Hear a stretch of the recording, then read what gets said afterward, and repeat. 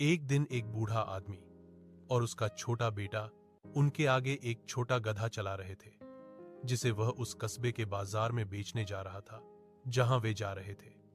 ऐसा करने पर रास्ते में काम करने वाले लोगों ने उसे धिक्कारा, इस जिसे वह उस कस्बे के बाजार में बेचने जा रहा था जहां वे जा रहे थे।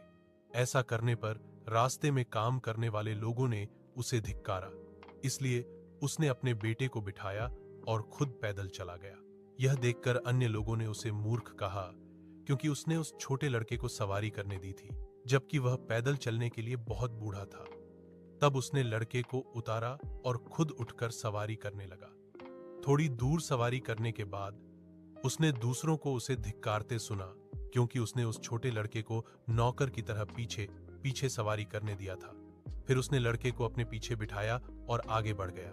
फिर उसकी मुलाकात कुछ अन्य लोगों से हुई, जिन्होंने उससे पूछा कि क्या गधा उसका अपना है। इस पर उसने कहा कि वह उस छोटे से गधे पर इतना बोझ नहीं डाल सकता, जिसे उठाना उसके लिए संभव ही नहीं था। इस प्रकार वह उनके अनेक प्रकार के वादों और विचारों से परेशान हो गया। न तो गधा खाली होने पर, न वह अकेला, न उसका बेटा अकेला, और न ही दोनों एक साथ गधे पर सवार होकर इन सब बातों को निंदा और आलोचना से बचाया जा सकता था।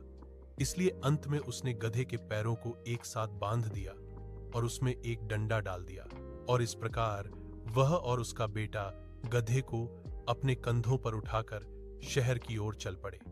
इस दृश्य को देखकर सब लोग हंसने लगे और उन दोनों की मूर्खता की निंदा करने लगे। वह बूढ़ा आदमी इतना क्रोधित हुआ कि जब वह एक किनारे पर बैठकर आराम कर रहा था, तो उसने अपना गधा पानी में फेंक दिया, और जब उसका गधा डूब गया तो वह वापस घर लौट आया। इस प्रकार सभी को प्रसन्न करने की चाह में किसी को भी संतुष्ट न कर पाने के कारण उस भले आदमी ने